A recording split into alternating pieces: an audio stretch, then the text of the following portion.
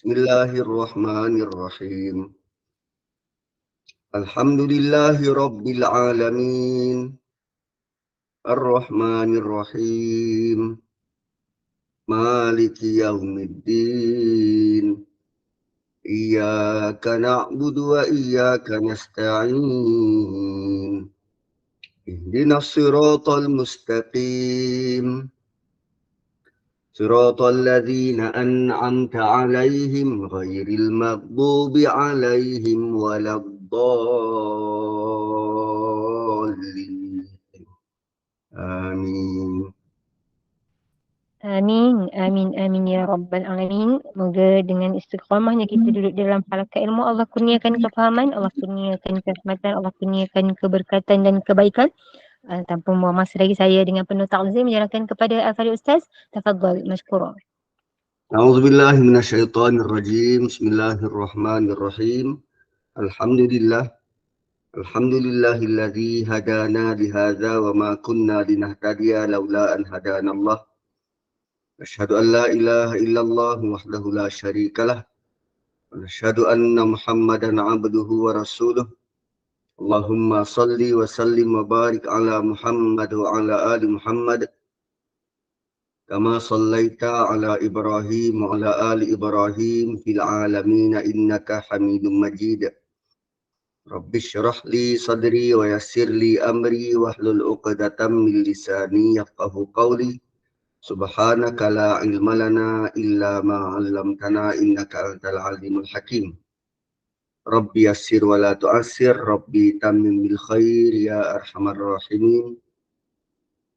Assalamualaikum warahmatullahi wabarakatuh. Pada ayat 153, bermula ayat tu kita dah masuk fasa yang ke-6. Fasa yang ke-6 iaitu ujian buat umat. Ujian buat umat. Tentang Kaabah dah settle. Fadhkuruni azkurkum washkuruli wala takfurun. Kemudian kita akan slowly masuk ke fasa yang ke-6 iaitu ujian buat umat. Seperti mana dahulunya Nabi Ibrahim diberi ujian dan baginda lulus dengan cemerlang. Maka sekarang giliran kita pula diberikan ujian, dan bentuk-bentuk ujian itu Allah nak lihat. Sebab piawai dan standard kecemerlangan ujian ini telah ditunjukkan oleh para Nabi dan Rasul terdahulu. Masing-masing dapat ujian. Kan, apakah kita tak rasa pelik kenapa hanya 25 orang Nabi dan Rasul saja yang kita tahu, dan sebahagian kecil saja ceritanya diceritakan oleh Allah kepada kita. Sedangkan Nabi dan Rasul itu ramai, 100,000 jumlahnya. Kenapa tak dicerita semua? Kerana tak semua orang sama ceritanya dengan kita. Maka Allah decide untuk memilih 25 orang Nabi dan Rasul yang jalan hidupnya sangat mirip dan ada kaitan dengan kita. Sangat mirip dan ada kaitan dengan kita. Kenapa perlu begitu? Supaya kita dapat contoh dan role model. Dapat contoh, oh kalau kena ujian begini, oh Nabi itu buat begini. Rasul yang itu buat begini. Kalau kena anak meninggal, macam mana nak react? Kalau kena isteri, tak nak dengar cakap, macam mana nak react? Kalau kena suami yang teruk, yang zalim, macam mana nak react? Semuanya Allah bagi contoh dan tauladan. Contoh dan tauladan itulah yang menjadikan hidup kita sepatutnya menjadi lebih mudah. Menjadi lebih mudah. Contoh dan tauladan itulah menjadikan kita tidak melawan arus. Tidak melawan arus. Kita go with the syarak, go with the flow. Flow yang telah ditentukan oleh syarak. Dan yang kita kata syarak, syariat ni, tuan-puan tahu tak apa maksud syariat tu? Syariah, kata akar dia syara'ah. Syara'ah ni jalan. Tapi ada banyak perkataan lain yang juga bermaksud jalan. Taraqa, tarik juga jalan. Sabil juga jalan. Sirat juga jalan. Tapi syara'ah tu apa? Syariah tu apa? Jalan yang macam mana? Syara'ah ni ialah jalan yang menurun bukit yang dilalui oleh unta yang sudah sangat dahaga. Syara'ah ni gambarannya ialah jalan tu turun bukit yang dilalui oleh unta yang sudah sangat dahaga menuju sumber air. Itu syara'ah.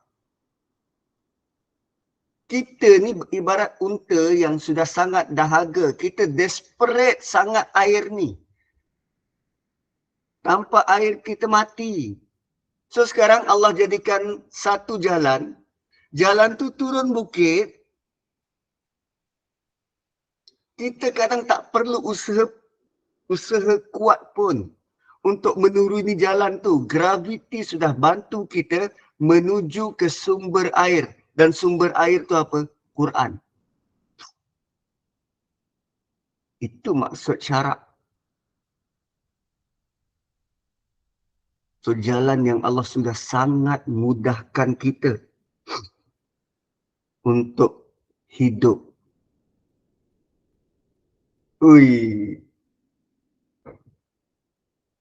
So fadhkuruni azkurkum washkuruli wala takfurun. Ya ayyuhalladzina amanu ista'inu bis sabri was salah. Innallaha ma'as sabirin. Wahai orang beriman, mohonlah bantuan dengan sabar dan salat. Ada dua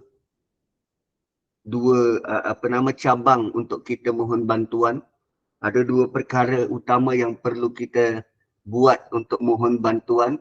Ketika kita sebut wa iyyaka nasta'in, hanya padamu kami mohon pertolongan, maka pertolongan itu bukan hanya dipohon dengan air liur, tetapi kita kena buktikan dan tunjukkan dulu sesuatu.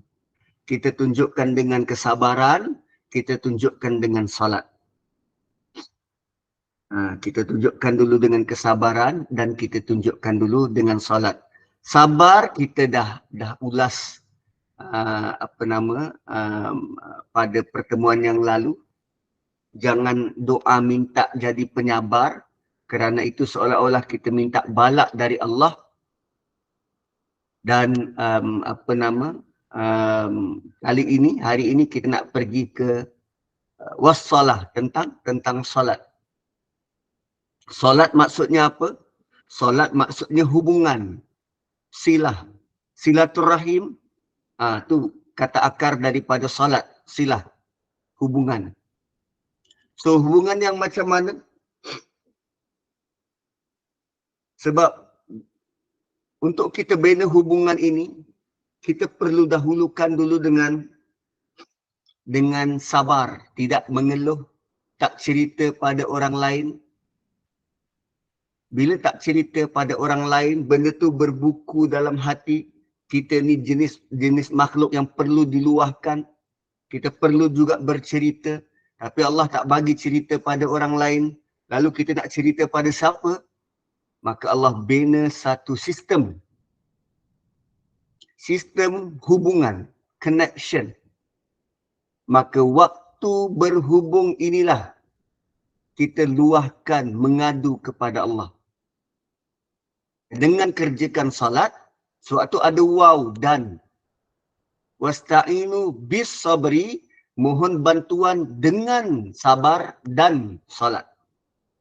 Sabar dan solat ni dia bersilih ganti.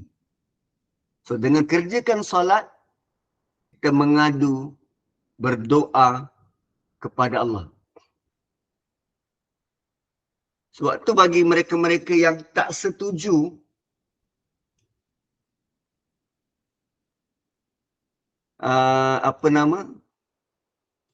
tak setuju dengan apa yang dilakukan kebiasaannya di Masjid Surau ni.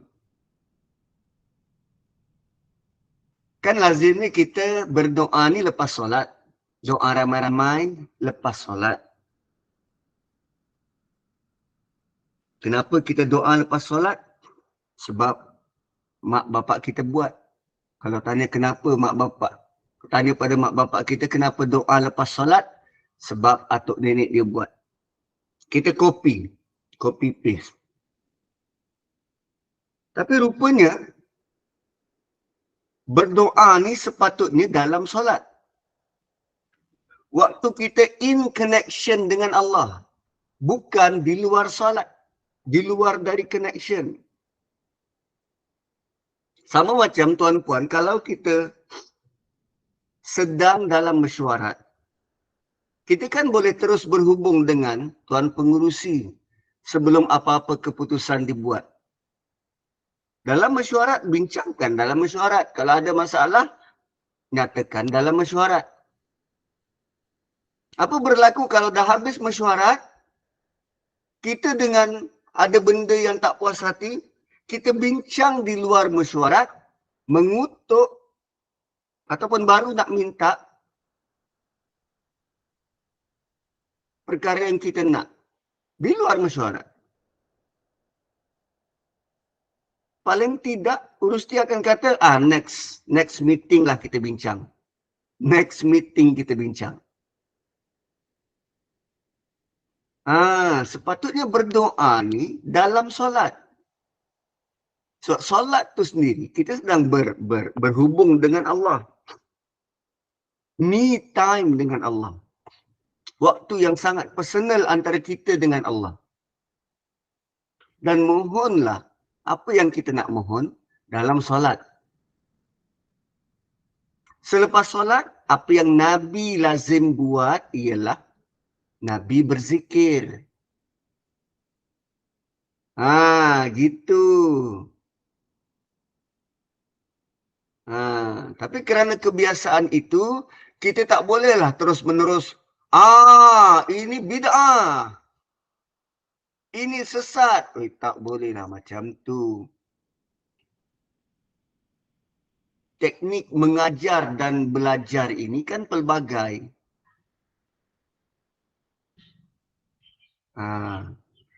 So, apa yang saya buat ialah, lepas solat, saya tak doa lah panjang-panjang. Doa yang biasa je, doa pada mak bapak. Dan Rabbana atina fid dunya hasanah. Dah, simple. Tapi sepanjang dalam solat tu, sewaktu sujud, duduk antara dua sujud, waktu itulah saya ambil masa berlama-lama untuk melampiaskan hasrat di hati.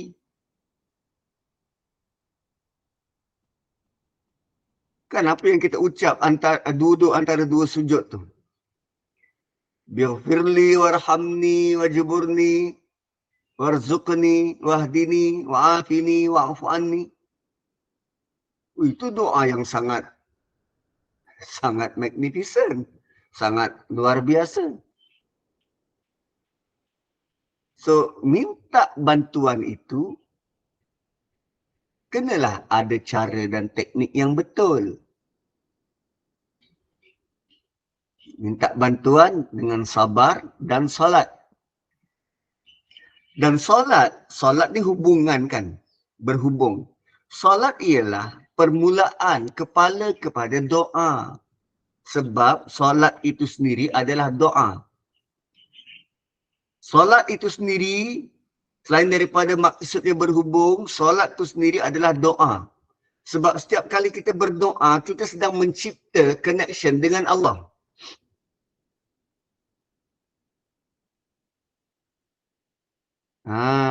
Gitu. Dan selain dari itu, rasa-rasa kenapa mak bapak kita dulu baca doa juga selepas solat?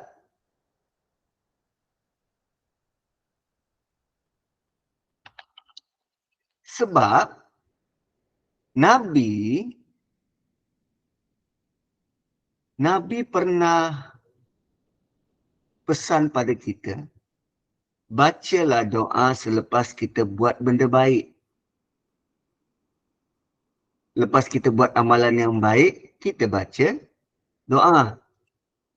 Maka orang-orang dulu, dia beriktikad, aku baru lepas solat, aku baru lepas buat benda baik. So inilah masanya untuk aku berdoa. Kan?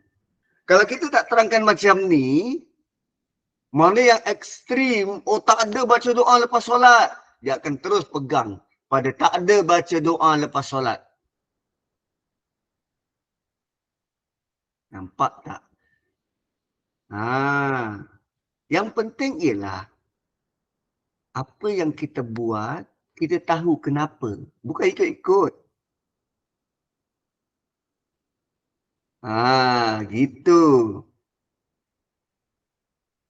Cuma yang tak diajar oleh Nabi ialah baca doa ramai-ramai tu. Sebab kita ada permohonan kita masing-masing. Kan?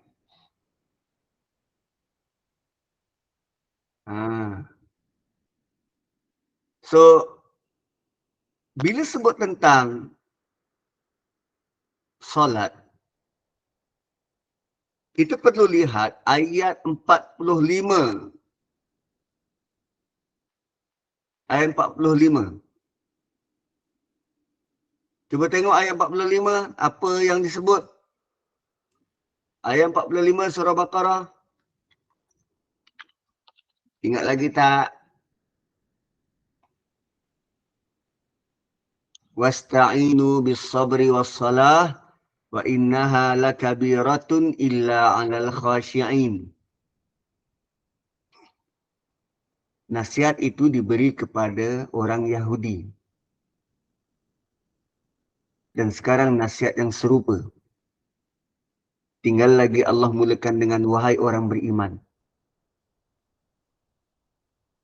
Mohonlah bantuan dengan sabar dan salat. Apa maksudnya ni? Orang dulu pernah terima, kita sekarang sedang terima. Maksudnya apa? Allah memilih dua cara ini. Cara dan SOP untuk kita minta bantuan. Kalau kita minta bantuan zakat, SOP pusat zakat, pusat agihan zakat, sama ada kita dalam keadaan kecemasan ataupun kita tergolong dalam golongan asnaf, perlu ada pendaftaran, perlu ada bukti, kan? Perlu ada IC, pengenalan diri, isi borang. So nak dapatkan bantuan, kena ada cara-cara dia. Bukan hanya melawung-lawung, aku minta tolong macam tu. Kan?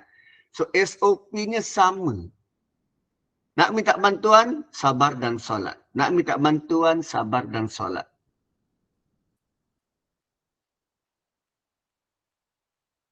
So bila sebut sabar, dia bukan sekadar tahan diri. Sabar juga akan menjadikan kita lebih halim. Lebih bertenang.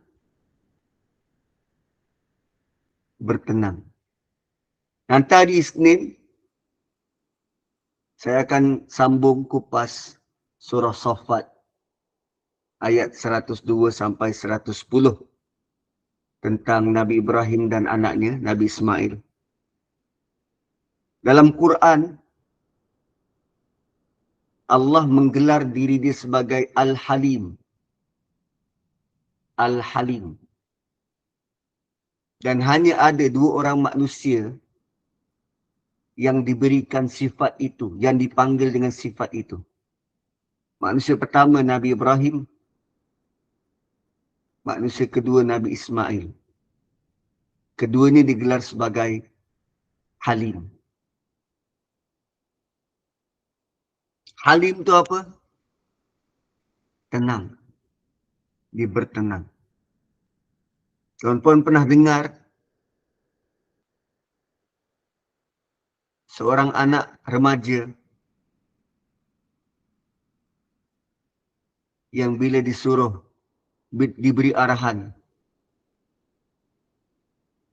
yang berat dan diterima dengan tenang.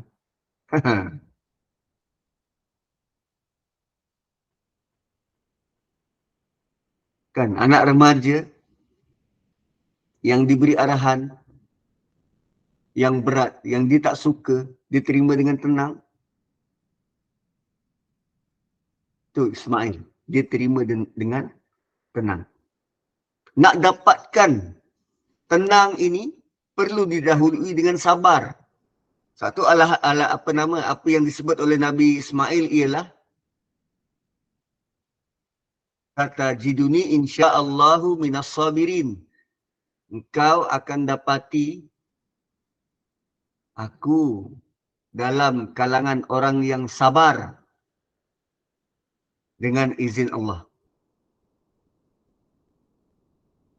So mula dengan sabar. Kita ni belum dapat sabar lagi. Baru belajar teknik sabar tu. Tapi pada level Nabi Ismail, Nabi Ibrahim tu, mereka punya sabar sudah menghasilkan tenang. Kesabaran mereka sudah menghasilkan tenang. Kenapa perlu tenang? Supaya kita boleh membuat keputusan dengan tepat. Kita boleh buat keputusan dengan tepat. Hasil dari ketenangan tu. Lebih rasional. So, lepas sabar, dia halim, tenang. Dan ketenangan itu akan hasilkan qalbin salim. Hati yang bukan pasrah, tapi berserah. Qalbin salim. Ini semua ada dalam surah Saffat.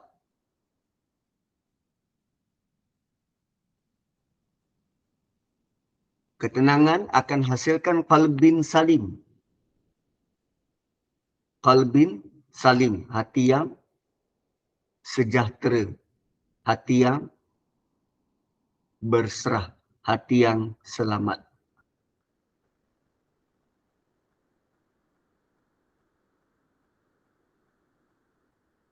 Kita, sebab kita ni makhluk sosial, kadang-kala kita rasa, hati kita rasa tak tenteram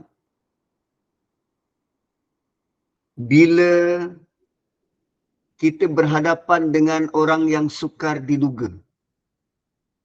Macam mana tu Ustaz? Ayat tinggi sangat macam ni lah. Kalau kita buat salah, tak pun kalau kita bawa balik report card yang tak memberangsangkan, bawa balik rumah, nak jumpa dengan bapa, dengan mak, apa kita rasa? Hati kita melompat-lompat girang atau hati kita penuh kegusaran? Gusar. Sebab kita tak tahu apa respon daripada mak dan ayah. Kita tak tahu apa respon dari mak dan ayah. Takut kan? Kita rasa takut kena marah. Tapi kalau kita tahu orang tu qalbin salim, hatinya sejahtera, hatinya selamat, kita tahu dia penyabar, kita datangi dia bukan dalam bentuk yang gundah dan risau. Tapi kita datangi dia dengan penuh rela sebab kita nak dia tenangkan kita.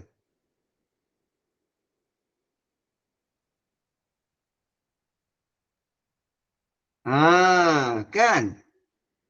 So kalau kita tahu dia tu qalbin salim. Contohnya kita ada problem, kita dok selalu jumpa dengan kawan kita ni yang tahu nak nasihat.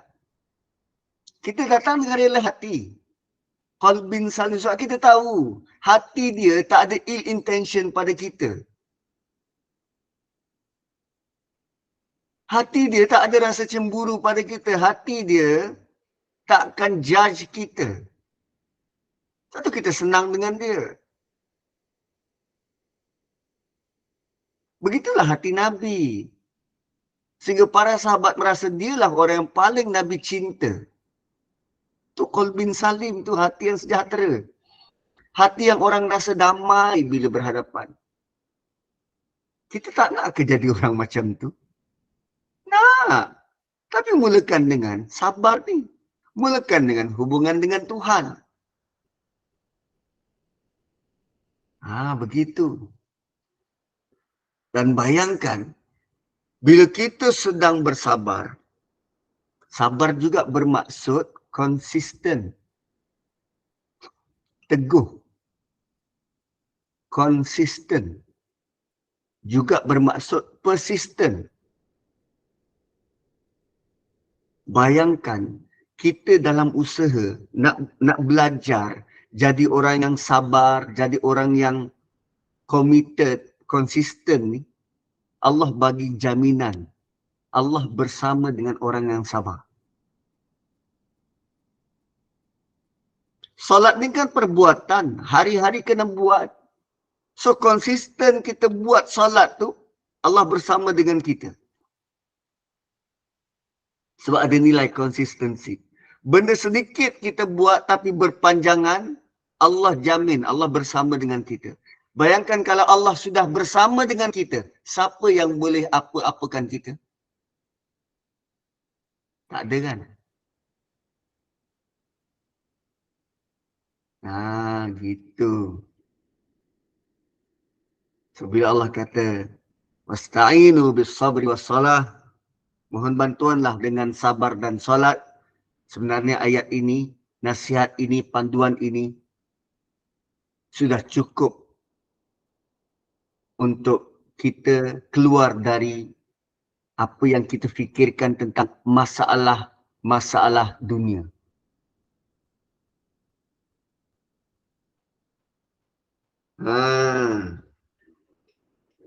Tentang macam mana nak cari makan, macam mana nak bayar hutang, macam mana anak aku nanti, macam mana dengan ni, macam mana dengan tu. Yang banyak dalam fikiran ni, dahulukan dengan sabar dan salat. Dahulukan kita tunjukkan komitmen kita untuk bersabar dan solat, nanti Allah akan bantu. Apa pun masalah yang kita hadapi, dahulukan dengan sabar dan solat.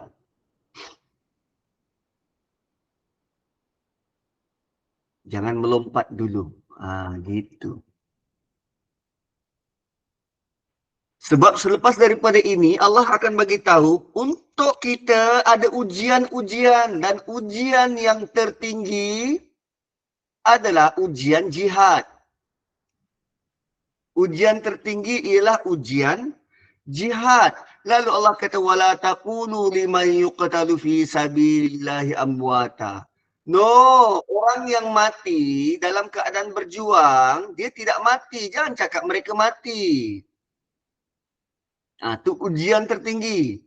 Jangan kamu katakan siapa yang terbunuh dalam peperangan membela agama sebagai, ini orang mati.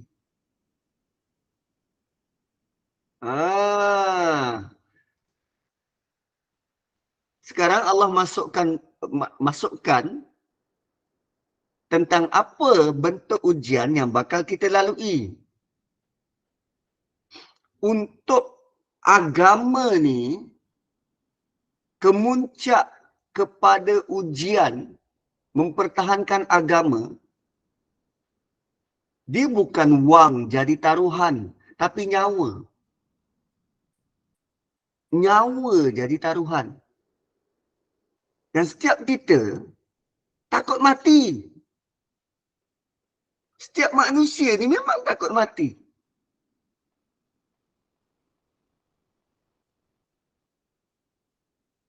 Siapa yang nak mati? Tak.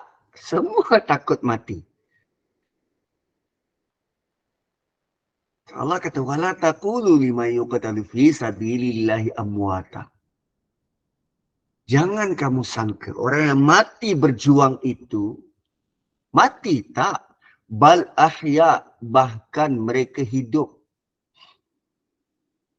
Walakin la tash'urun. Tapi kamu tak perasan, kamu tidak sedar. Dan ini adalah sabar peringkat tertinggi. Dia sabar dalam nak mempertaruhkan nyawa dia.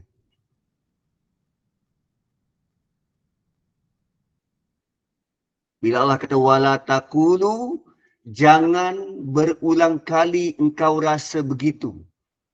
Jangan engkau ungkapkan berulang kali. Taqulu dalam bentuk apa? Fi'il mudhari' majzum, ada lam. Ada la. Wala taqulu.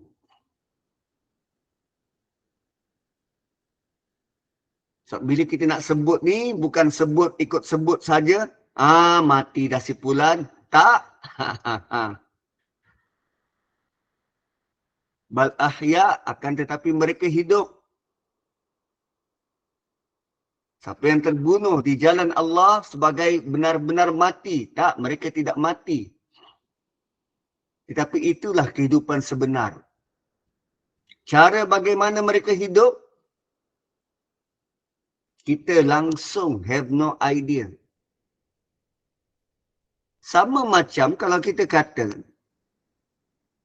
pokok tu hidup. Kita nampak ke pokok tu hidup? Apa yang kita nampak tu, itulah dia. Sebab tu benda hidup ni bergerak.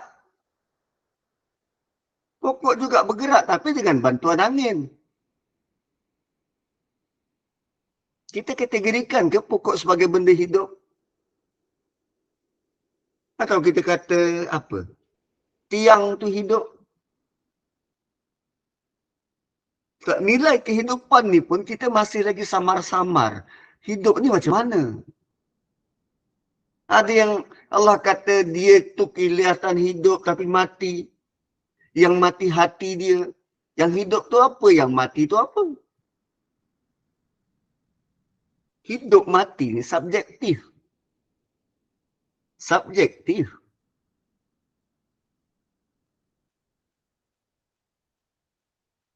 Dan hidup mati ni adalah tentang rasa. Rasa.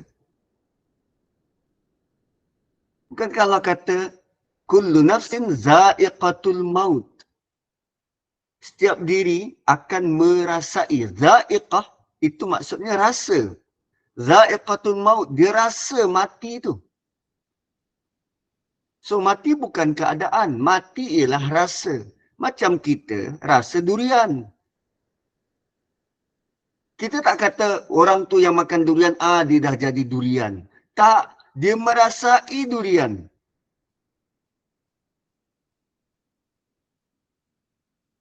Cuma selepas dia merasai mati kali pertama,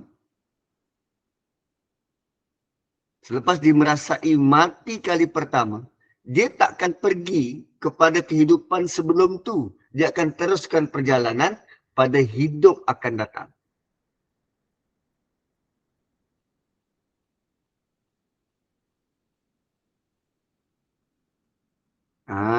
Gitu. Cuma cara mati semacam ini, yuqtalu fi sabilillah, cara mati semacam ini, kematian pada level tertinggi yang mulia di sisi Allah.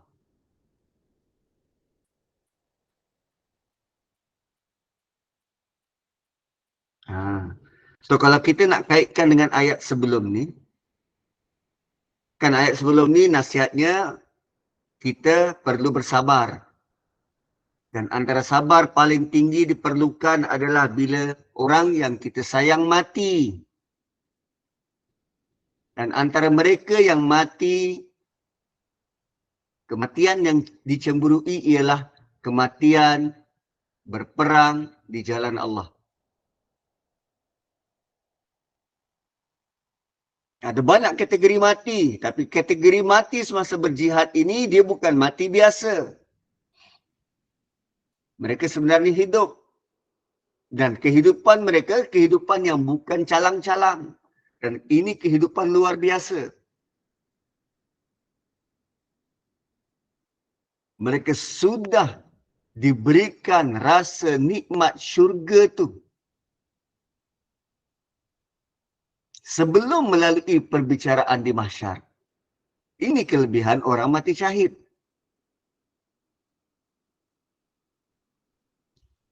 So, sabar dalam ayat ni adalah sabar atas kematian. Lebih-lebih lagi kalau kematian itu melibatkan orang yang kita kasihi.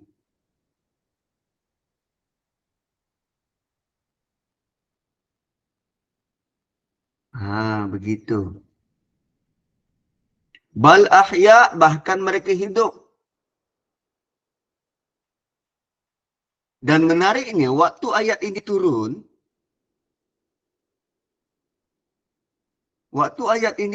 orang Islam belum ada arahan berperang. Sebelum perang Badar, ayat ni turun. Sebelum tu lagi. Tapi Allah sudah prepare. Ingatkan bahawa mereka, kalau mereka mati, mereka akan dapat kelebihan yang banyak. Ayat ini sebagai persediaan untuk hari mendatang. Ada sebuah hadis. Sesungguhnya roh para syuhada itu dalam rongga burung hijau. Ada yang kata dalam kerongkong, dalam tekak burung, dalam rongga burung. Baginya ada pelita-pelita yang tergantung di arash. Mereka bebas keluar dari syurga sebagaimana yang mereka mahu. Kemudian mereka menuju ke arah pelita-pelita tu. Kemudian Rabb Allah melihat kepada mereka dengan jelas. Lalu Allah bertanya, apakah kalian inginkan sesuatu? Korang nak apa-apa ke? Mereka menjawab, apa lagi yang kami inginkan? Sedangkan kami bebas keluar dari syurga dengan semahu-mahu kami.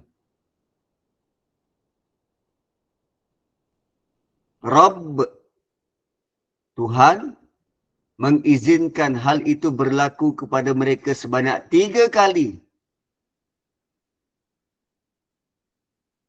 Tatkala mereka melihat bahawasanya mereka tidak ditinggalkan daripada meminta sesuatu, kan Allah tanya 3 kali. Korang nak sesuatu ke? 3 kali Allah tanya.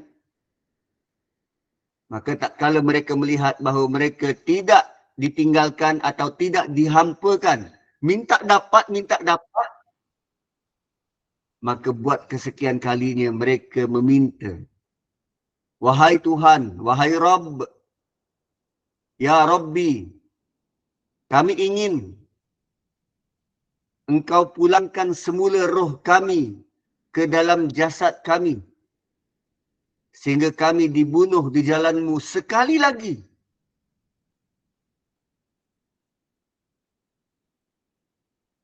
Dan Allah tidak perkenankan. Itu antara permohonan ahli syurga yang Allah tak perkenankan. Sebab tak mungkin orang yang dah mati, rohnya akan kembali. So rupanya bukan hanya orang-orang yang berdosa, orang kafir nak kembali ke dunia. Orang yang mati syahid juga nak kembali ke dunia, mati syahid lagi sekali sebab mereka sudah menyaksikan betapa hebat nikmat yang mereka terima. setakat mati, sakit kena bunuh macam tu, tak ada hal lah. Ulang banyak kali pun boleh.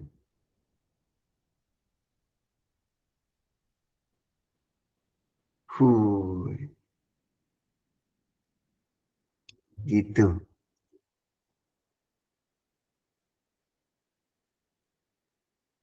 Hadis itu ditutup maka tak kala Allah melihat bahawasanya mereka tidak punya keinginan lagi. Maksudnya keinginan permintaan tadi, Allah tak perkenan, dinilai sebagai tak punya keinginan lagi, maka mereka ditinggalkan. Tinggalkan apa? Ikut suka korang nak buat apa masuk keluar syurga. Nak pergi mana-mana, ikut suka korang. Hui. Dahsyat lah.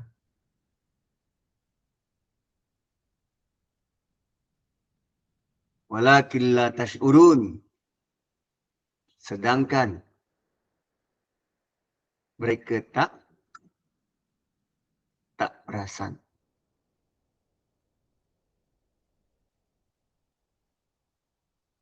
Bila sebut hidup, bila dikatakan mereka itu hidup,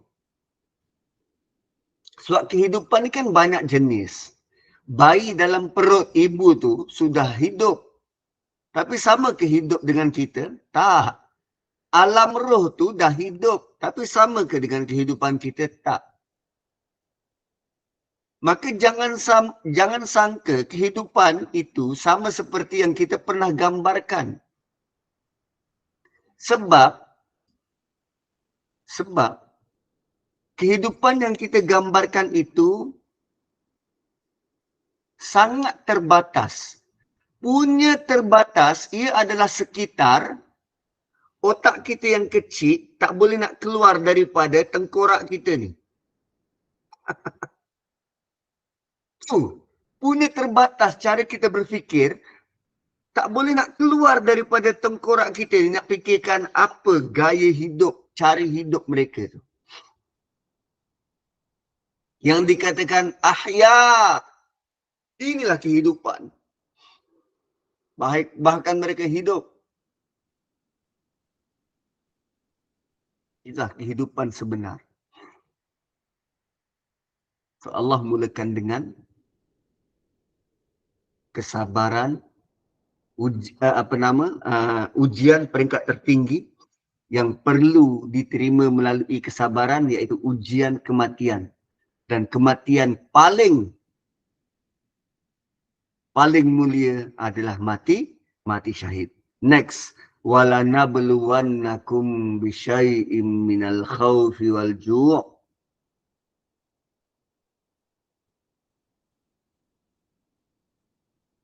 Walanabluwannakum bisyai'im minal khawfi wal ju'.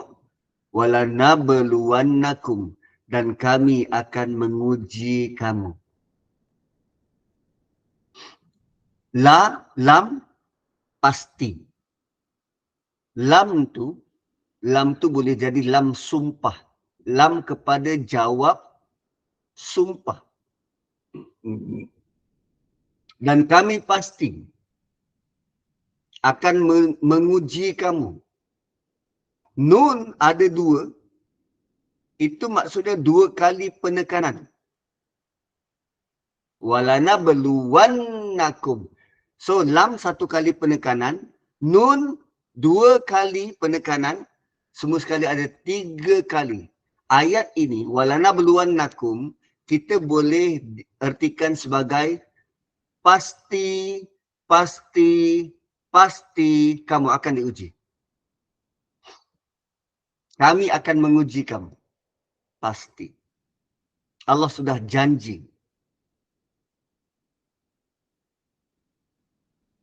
So, bila ujian tu datang dari Allah, bila ujian itu datang dari Allah, apa impak kalau kita duk mengadu pada orang?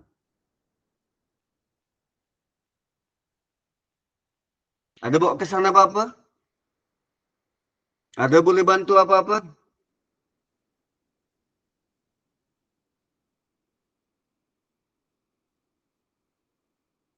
Ha. Kalau ujian tu datang dari Allah, kita mengadulah pada Allah.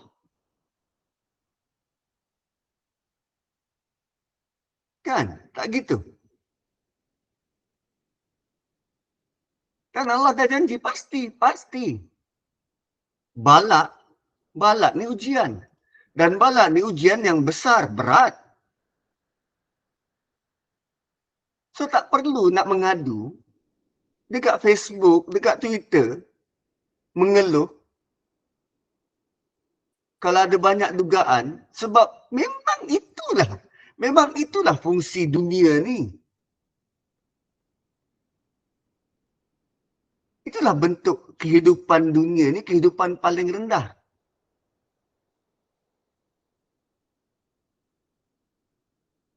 Kan saya hari tu ada beli apa?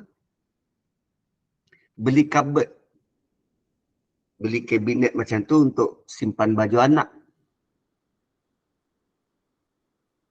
Dan beli pula dekat Shopee. Dan kita tahulah level ketahanan produk Shopee yang murah ni. Nak beli mahal-mahal, duit tak ada. Jadi belilah yang murah. So beli murah, maka dia punya kualiti pun pada harga yang kita beli itulah. Kan? So bila produk Cina, 2-3 kali guna, dia dah mula patah lah, dia dah mula itulah, mula inilah. Maka dimaklumilah benda tu. Kita fahamlah benda tu. Tapi bila anak datang, almari tu dah patah lah memang patah. Memang wajar patah. Sebab kualitinya tu pada tahap itu. So kita guna je. Dan kalaupun kita mengeluh, memang dia begitu.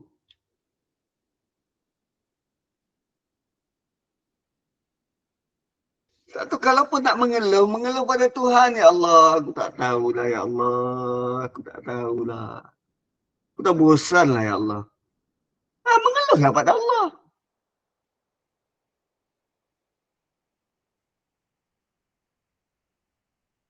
Kan selalu juga kita ini contoh kedua. Kita makan dekat kedai, lalu owner kedai tu dia pesan, dia tulis siap-siap kat meja, kalau tak sedap bagi tahu kami, kalau sedap bagi tahu orang.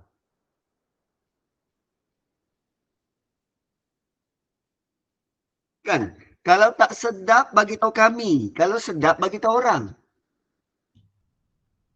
Tapi yang kita buat apa? Yang tak sedap tu kita bagi tahu orang.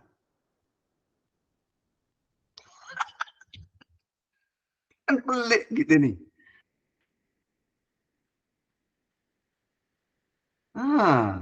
Kan.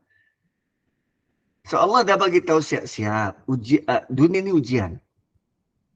Dunia ini ujian. Maka bila kita dengan mindset itu, kalau kita mulakan hidup kita dengan mindset itu, kita akan lebih mudah bersabar. Akan lebih mudah bersabar.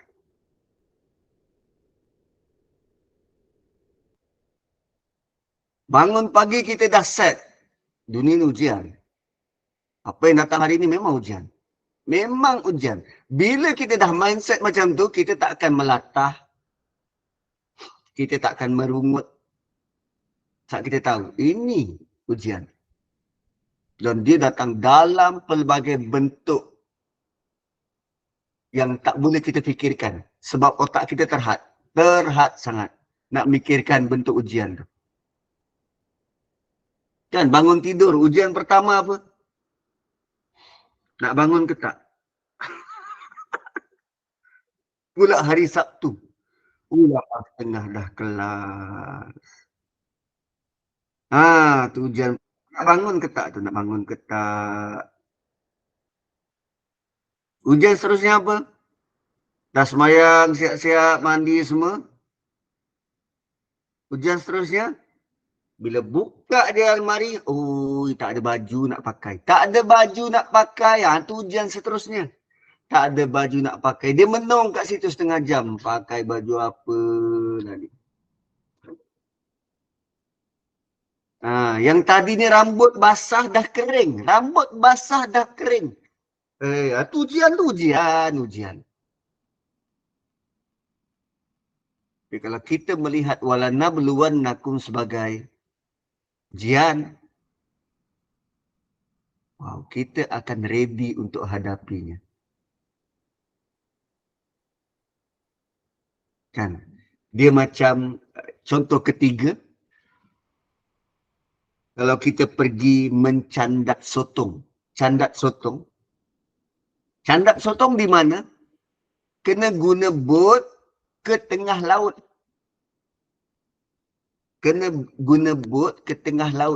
Dan setiap orang yang pergi candat sotong, dia memang pasti yakin bahawa laut berombak. So tempat pijak bot tu akan melambung. So setiap lambungan tu lah bentuk ujian. Dia pasti datang.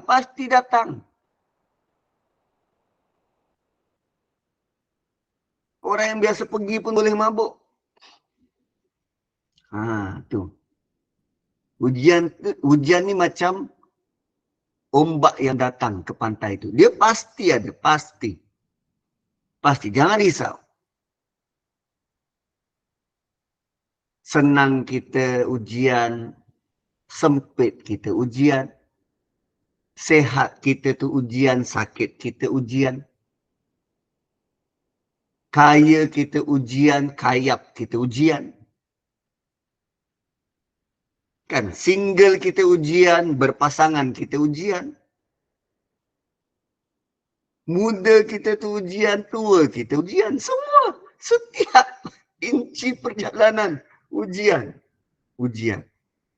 Waktu jadi guru kita ujian, waktu jadi pelajar kita ujian. Sentiasa. Berdiri kita ujian, duduk kita ujian. Baring kita ujian. Pasti. Dan Allah bagi tahu apa? Bentuk ujian tu macam mana? Bisyai'in. Segala sesuatu tu boleh jadi ujian. Segala sesuatu boleh jadi ujian. You name it. Matahari tu boleh jadi ujian. Bulan tu boleh jadi ujian. Kambing tu boleh jadi ujian. Lembu boleh jadi ujian. Unta boleh jadi ujian. Orang kat sebelah kita boleh jadi ujian. Bisyai'in. Setiap sesuatu. Berdiri je kita tengok orang tu ujian dah tu. Dah bermula. Satu kadang, bila pergi kursus ke mana-mana ke, tengok anak orang teringat anak sendiri. Tu ujian lah tu. Ujian rindu pada anak sendiri. Tengok bini orang lupa bini sendiri. Tu pun ujian. Ujian.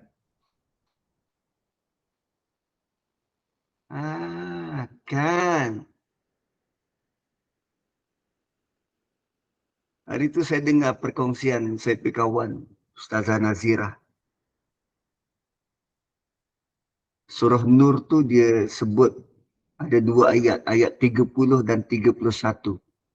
Ayat 30 ditujukan kepada lelaki. Hai lelaki, tundukkan pandangan. Saya memahami sangat jelas. Sebab saya lelaki, tunjukkan pandangan tu bagaimana? Untuk lelaki, kenapa perlu tunduk pandangan? Ialah kalau dah tengok bini orang, lupa bini sendiri tu, wajar tunduk pandangan lah bagi lelaki. Tapi yang saya pelik, kenapa perempuan juga ayat 31 diperintahkan untuk menundukkan pandangan? Kenapa tidak arahan tu disekalikan? Hai lelaki dan perempuan, tundukkan pandangan korang. Yaghdudna absarahum. Kan? Tundukkan pandangan korang. Kenapa tak disekalikan? Kenapa dibezakan arahan lelaki dan perempuan dan dibezakan ayat? Rupanya perempuan dia perlu tundukkan pandangan sebab pandangan dia bukan seperti lelaki yang nak lihat kecantikan. Tapi wanita bila dia memandang, dia akan menjadikan dia lebih banyak fikir. Lebih banyak keluar sangkaan-sangkaan. Tengok laki orang tu, ui laki aku boroi, yang itu tak. Ni mesti Raden bersenam. Kalau laki aku bersenam kan bagus. Dia akan jadi overthinking. Bila dia mandang. Kalau dia mula tenung tu, orang tu tengah bawa cawan. Dia tengok orang tengah bawa cawan. Lain, dia akan fikir jauh. Cawan tu dia beli kat mana? Cawan dia dengan siapa tu? Tengok, kejap. Cara dia pegang tu, lain. Dia mesti tak biasa pegang cawan macam tu. Ini mesti anak emak ni. Rupanya macam tu. Sebab yang bagi tahu saya ni wanita. So dia bagi tahulah wanita punya perangai ni kalau memandang tu macam mana. Baru saya snack, baru klik, macam tu. Sebab tu lelaki dan wanita, perempuan, perlu tundukkan pandangan. Dia bukan sekadar fikir ke depan. Dia fikir di seberang laut.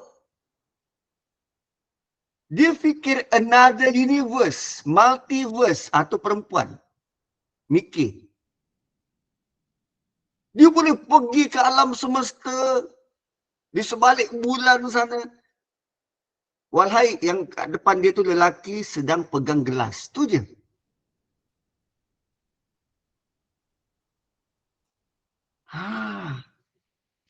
Gitu.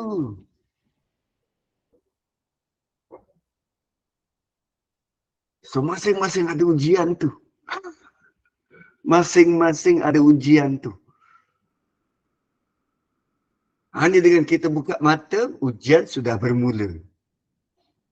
Dan ujian ini menariknya tiada tempoh masa. Tempoh masanya sampai kita mati. Dia bukan tunggu ketua penjaga peperiksaan tu. Okey, boleh mula jawab soalan. Tak ada. Tak ada. Ujian ini sudah lama bermula. Gitu. So, tadi Allah kata bersyai'in dengan segala sesuatu, dan sekarang Allah bagi tahu tentang jenis-jenis. Segala sesuatu itu boleh datang dalam pelbagai form, bentuk. Antara bentuk-bentuknya ialah minal khaufi, bentuk ketakutan. Bentuk ketakutan.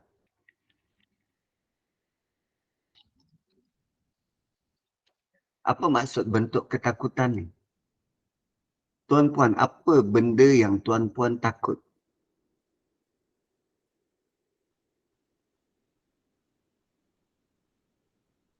Apa benda yang kita takut? Kalau dekat atas tu, matilah. Benarnya, kita takut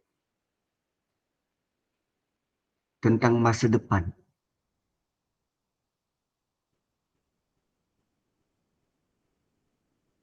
Kan ayat 39, 38. Allah pesan pada Nabi Adam. Qulna bitu ba'dukum li ba'din adu. Qulna bitu minha jami'an. Fa imma ya'tiyannakum minni hudan faman tabi'a hudai fala khaufun 'alaihim wa lahum yahzanun. Siapa ikut panduan dia tak akan ada kekhawatiran. Takut. Dan takut ini berkait dengan masa depan. Benda belum berlaku. Belum berlaku, kita takut. Dah berlaku, kita sedih.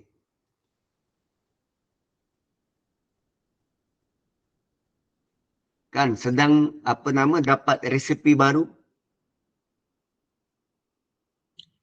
Resepi donat yang baru. Kita belum ada pengalaman, baru buat. Dah masukkan dalam oven, hati tu rasa, jadi ke tak ni, jadi ke tak. Belum masak, kita rasa takut. Dah masak menyesal, bantat rupanya. Tu. Takut ni benda belum berlaku. So, ujian yang datang kita tahu tak? Tak tahu. Itulah rasa takut tu. Takut. Minal khawfi. Takut. Dan antara perasaan takut yang kita sangat-sangat takut ialah nanti aku nak makan apa? Macam mana nak hidup? Takut nak hidup. Dan benda paling asas dalam kehidupan ni ialah makan. Lalu Allah datangkan ju', kelaparan. Ju', lapar. Bangun pagi. Lepas terbayang semua. Apa yang tuan-tuan fikirkan? Nak sarapan apa? Kenapa boleh fikir nak sarapan apa? Sebab takut tak sarapan. Takut tak ada tenaga. Ada perkataan khauf dan ju' tu. Takut lapar, takut tak ada tenaga, takut tak sarapan. Doktor kata kalau tak sarapan nanti otak jadi lemah. Kena sarapan juga. Takut gastrik. Tu dah cover khauf wal ju'. Awal pagi lagi kita dah rasa macam tu. Khauf wal ju'. Pagi ni je ke? Tak, setiap pagi. Walanabluwannakum. Kami akan uji kamu setiap pagi. Kita tak rasa pun ujian nak dapatkan sarapan tu, ujian yang Quran dah sebut. Malah kita rasa itu adalah rutin. Sedangkan itu adalah bentuk ujian. Tatkala kita diberikan rasa takut tentang lapar dan kita dapat hilangkan kelaparan, bagaimana kita boleh bantu orang lain yang memang ketakutan tentang lapar ni dan dia tak hilang lapar?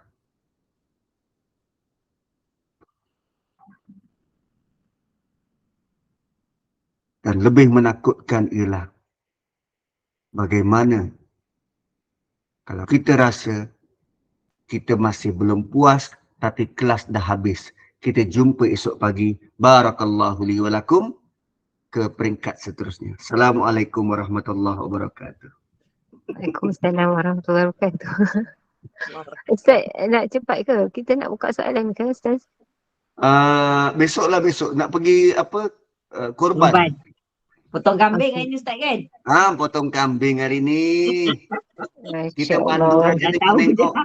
Ustaz Azlan dah bocor rahsia tadi. Okey, baik-baik. So, kita sambung besok lah ya. Untuk ayat yang seterusnya, 156 ke Ustaz? 156 tak sabar-sabar dia ni. 155 tak habis lagi. 155, Masya Allah. Maaf. Subhanallah. Okey, baik. Kita tutuplah kita punya kuliah hari ini, insyaAllah. Baik, Alhamdulillah. Barakallahu fikum. Jazakumullah khairan jaza Ustaz di atas tadabbur hari ini. Sabar. InsyaAllah. Mudah-mudahan Allah kurniakan kesabaran kepada kita untuk menempuhi ujian-ujian yang akan datang, insyaAllah. Mudah-mudahan tambah kefahaman kita, mudah-mudahan barakah, mudah-mudahan Allah kurniakan limpah rahmat kepada kita. Terima kasih kepada tim Gubernur Iman, sahabat-sahabat pencinta ilmu yang mengimarahkan kuliah kita hari ini. Hari ini bermula kuliah kita setelah kita bercuti 2 hari, Masya Allah. 5.15 petang nanti bersama dengan Imam Farid bin Syari dengan hadis 40 Imam Nawawi, insyaAllah. Jadi teruskanlah bersama-sama dengan Gubernur Iman. Dengan ini saya mewakili Gubernur Iman, mohon maaf sekiranya ada sebarang kekurangan dan kesilapan yang baik itu datang daripada Allah, tidak baik dan kelemahan itu daripada kami sendiri.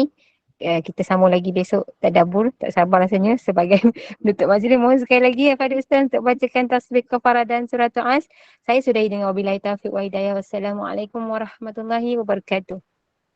Subhanakallahumma bihamdik nashhadu an la ilaha illa anta wa nastaghfiruka wa natubu ilaik wal 'asri innal insana lafi khusr illa alladhina amanu wa 'amilus solihat wa tawasaw bil haqqi wa tawasaw bis sabr. Terima kasih semua. Assalamualaikum warahmatullahi Assalamualaikum warahmatullahi wabarakatuh. Sama-sama. Selamat Hari Raya Ustaz. Waalaikumsalam Selamat Hari warahmatullahi Raya. wabarakatuh. Sama Moga raya. dimudahkan korban Ustaz. Kami Salam